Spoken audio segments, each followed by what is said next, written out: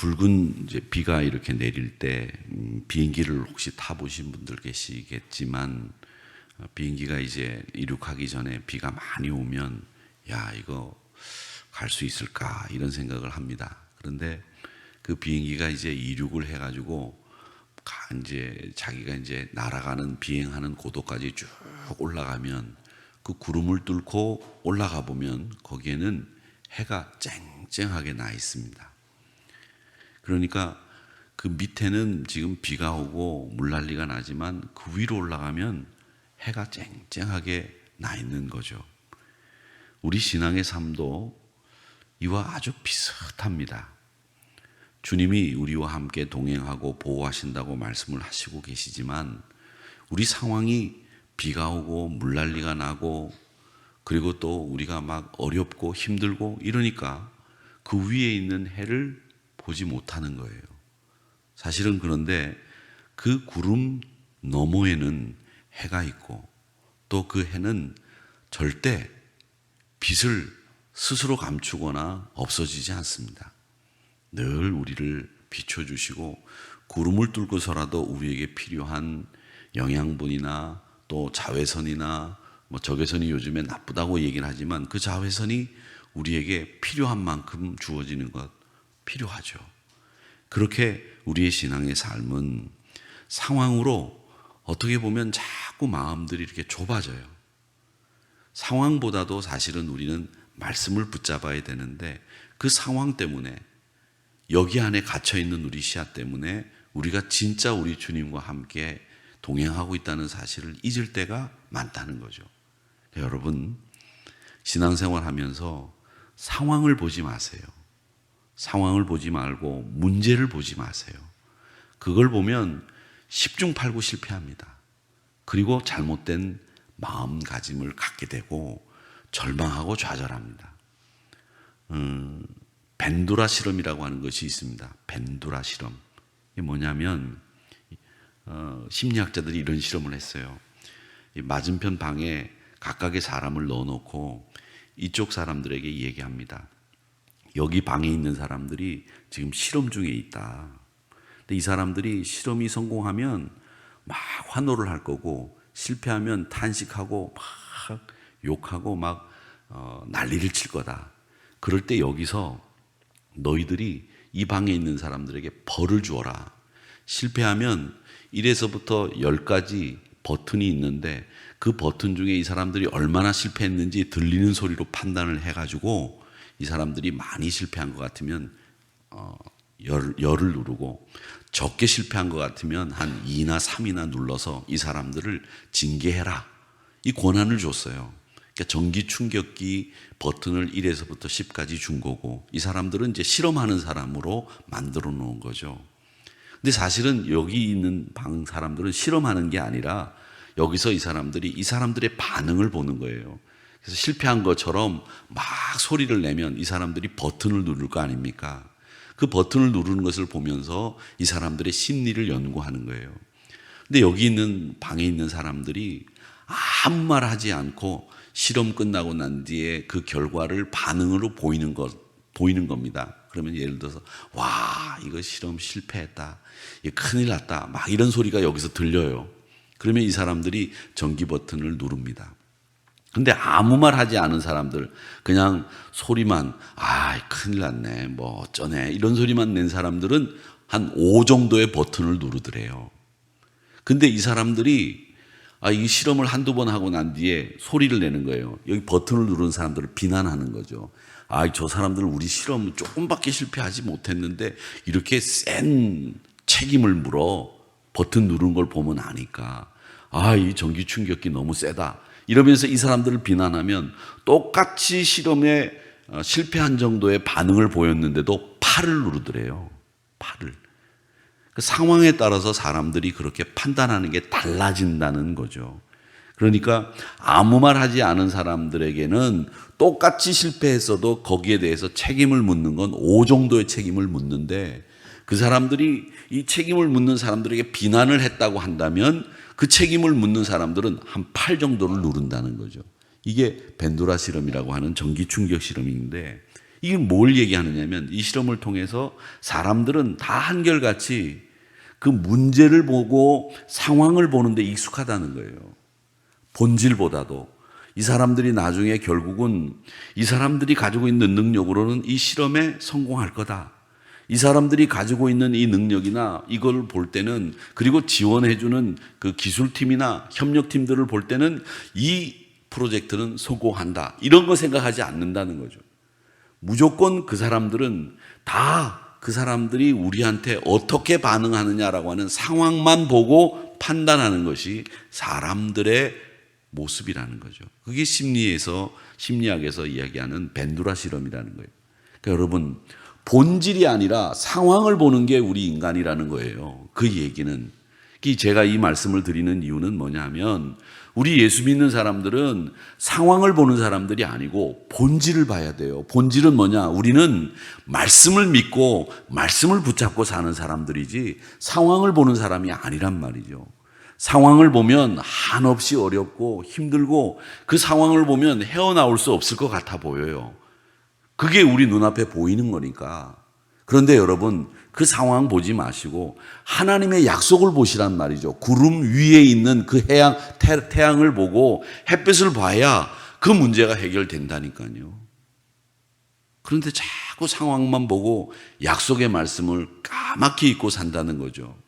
주변이나 사람이나 이런 거 보지 마시고 말씀 붙잡고 사셔야 되고 하나님 바라보고 사신다는 거, 그게 우리 성도들의 본연의 모습이라는 거예요. 히브리서 12장 2절 어저께도 말씀을 드렸지만, 믿음의 주 온전케 하시는 이는 예수를 바라보자. 바라볼 수 있어야 돼요. 예수님 바라보지 말고 상황 봐라, 사람 봐라. 이거 틀린 얘기란 말이죠. 근데 어저께도 막달라 마리아가 이 부활의 소망이 없으니까, 황폐해진 심령 속에 바라볼 수 있는 게 없으니까 시선이 닫히잖아요. 그렇듯이 오늘 엠마오로 내려가는 두 제자들도 소망이 없고 부활의 사람들이 아니니까, 생명이 없으니까, 말씀이 없으니까 그들도 역시 눈이 닫혀서 예수님을 알아보지 못하더라는 거죠. 그러니까 우리가 상황 봐서는 안 되고, 우리는 말씀의 사람이고 한 권의 책을 우리의 책으로 삼은 사람들이 우리 성도들이다라는 것을 우리는 알아야 됩니다. 오늘 주님은 얼마나 답답하셨겠습니까? 자기가 옆에 섰는데도 자기를 알아보지 못하는 이 사람들을 보면서 속으로 굉장히 답답했을 거다라는 생각을 해보게 됩니다. 그들이 눈이 가리워졌다는 말이 16절에 나오죠. 그들의 눈이 가리워져서 그인 줄 알아보지 못하거늘. 부활을 목격하지 못하고 경험하지 못한 사람들의 특징이다 하는 거죠. 그러면서 그 사람들은 가지고 있는 그 심리적인 상황이 지금 어떻습니까? 이 사람들의 상황은 예수는 죽었다. 살아났다고 하는데 시신을 본 사람은 없다. 제자들이 살아났다고 얘기들은 하더라. 지금 그런 얘기를 하면서 그 사람들은 지금 뭘 보고 있느냐면 다 실패한 상황만 보고 있는 거예요. 그러면서 좌절하고 실망하고 슬픔빛을 띠고 얘기했다는 거죠. 18절의 말씀해 보십시오. 그 한 사람인 글로바라고 하는 자가 대답하여 이르되 당신이 예루살렘에 체류하면서 요즘 거기서 된 일을 혼자만 알지 못하느냐. 그리고 17절의 말씀해 보면 슬픈 빛을 띠고 머물러 서더라, 이렇게 되어 있습니다. 이게 뭐냐? 상황을 보던 그들의 상황이죠. 그러니까 여러분, 지금 엠마오로 가는 제자들의 말과 태도, 이걸 주님은 답답해 하실 것 같아요. 아주 답답해 하시는 거예요. 주님을 몰라서가 아닙니다. 하나님의 약속의 말씀이 이루어지는 것에 대해서 아무것도 몰라요. 성경을 읽고 주님과 오랜 시간을 함께하며 3년 동안 주가 사역하는 것을 봤을 거예요. 그런데 그들은 주님의 사역과 주님의 말씀을 보면서도 지금 주님을 보는 게 아니라, 말씀을 보는 게 아니라 뭘 보고 있느냐? 지금 벌어진 일, 즉 자기들이 얘기하는 것처럼 요즘 거기서 된 일, 요것만 보고 있다는 거죠. 여러분, 요즘 거기서 된 일을 보지 마시고 우리 예수님을 봐야 되는데 예수님을 보는 눈이 가리워졌어요. 이게 이분들의 문제, 엠마오로 가는 제자들의 문제라는 겁니다. 그런데 여러분, 이런 상황에서 우리 주님이 어떻게 하시는지 한번 보시기를 바랍니다. 요즘 우리가 믿음 생활하면서 제일 중요한 게 뭐라고 제가 말씀드리냐면 주님과 동행하는 것, 그게 제일 중요하다 이렇게 말씀드렸는데 오늘 보세요. 예수님이 지금 엠마오로 가는 두 제자들과 함께 동행하시잖아요. 아, 이 녀석은 틀렸다. 이게 아무것도 모르네. 내가 3년 동안 사역을 하면서 보여준 걸 전혀 깨닫지 못하고 구약의 예언의 말씀을 아무것도 몰라? 에이, 나는 얘네들과 같이 있을 수 없겠다. 떠나가신 게 아니잖아요. 예수님이 그들과 함께 엠마오로 내려가고 계시고 더 가시려고 했다라고 하는 말. 그런데 그들이 강권에서 우리와 함께 유하사이다 이렇게 말하니까 예수님이 그들과 함께 유하러 들어가시니라. 이게 29절의 말씀이에요. 즉 뭐냐, 그런 엠마오로 가는 두 제자들도 예수님이 동행해 주시는 은혜를 베푸셨다는 거예요. 여러분, 더 유하러, 그들과 함께 유하러 들어가셨다. 우리 주님이 지금 여러분들과 함께 하시기 위해, 유하시기 위해 여러분의 심령 속에 들어가시고 함께 동행하시는 은혜를 베풀어 주신다는 거예요.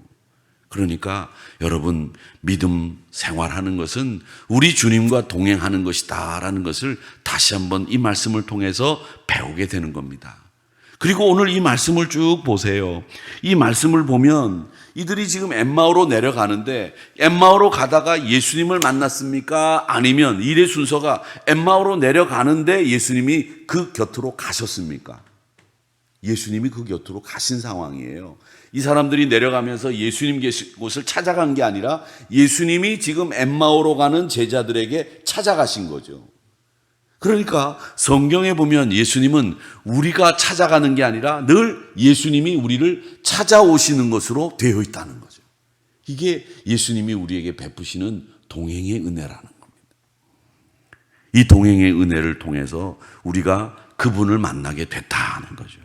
자, 그 다음에 이렇게 동행하는 은혜를 베푸실 뿐만 아니라 우리 예수님은 우리에게 은혜를 하나 더 주시는 겁니다. 어떤 은혜를 주시느냐? 우리의 마음이, 우리의 심령이, 우리의 시선이 열리는 은혜를 우리에게 또 주신다는 겁니다. 보십시오.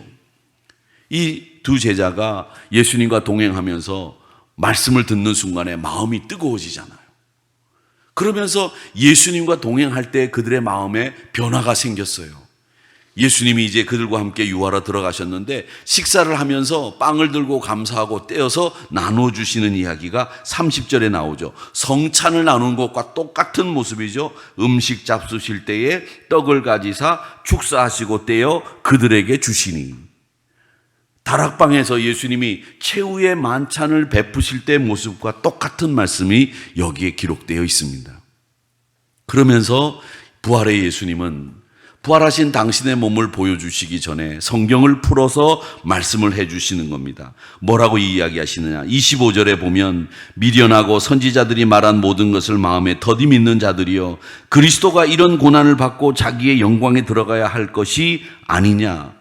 왜 너희들은 구약 성경에서 말씀하는 그 그리스도가, 메시아가 고난을 받고 영광에 들어가는 이야기를 믿지 못하느냐? 이 이야기를 하시면서 예수님은 말씀과 만찬을 통해서 성경을 풀어주시는데 32절 말씀을 보십시오.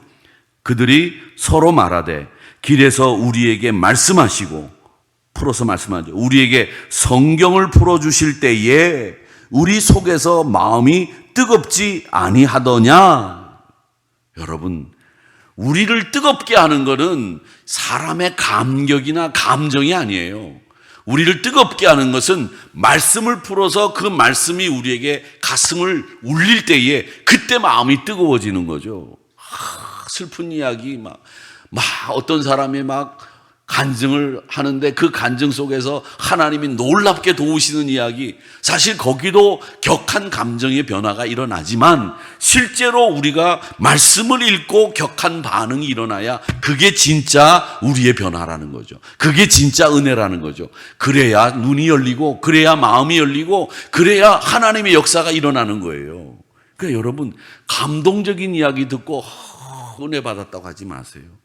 그게 아니라 말씀을 풀어 설명할 때에 그 말씀 속에서 은혜가 임하고 능력이 임하는 거죠.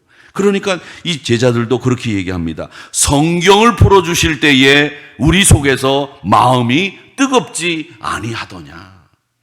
말씀을 풀 때에 마음이 뜨거워지는 거예요. 이걸 이 엠마오로 내려가는 제자들이 이야기를 하는 겁니다. 사랑하는 성도 여러분, 오늘 그래서 예수님은 이 엠마오로 내려가는 제자들에게 두 가지 은혜를 주신 거예요. 시선이 열리고 마음이 열리는 은혜를 더하셨고, 또 같이 동행해 주시는 은혜를 그 엠마오로 가는 제자들에게 주셨다.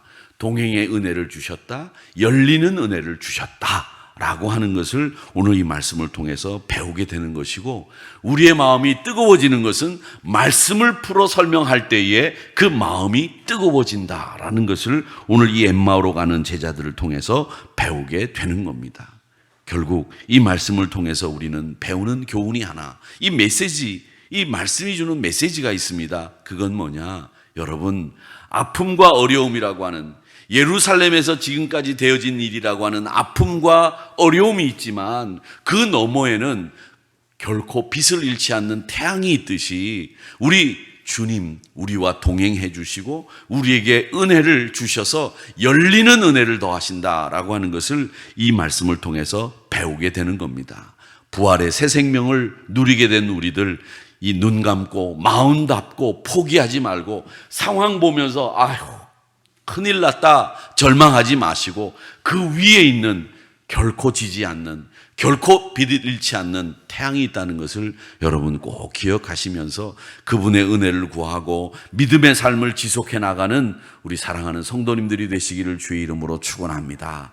말씀을 풀어 설명할 때에 마음이 뜨거워지는 역사가 일어난다는 것을 꼭 기억하시면서 이 엠마오로 가는 제자들이 다시 한번 뜨거운 마음으로 그 말씀의 진리를 깨달았던 그 역사가 여러분들에게도 오늘 이 아침 시간에 함께 하기를 바라면서 열리는 은혜, 동행해 주시는 은혜 누리기를 주의 이름으로 축원합니다.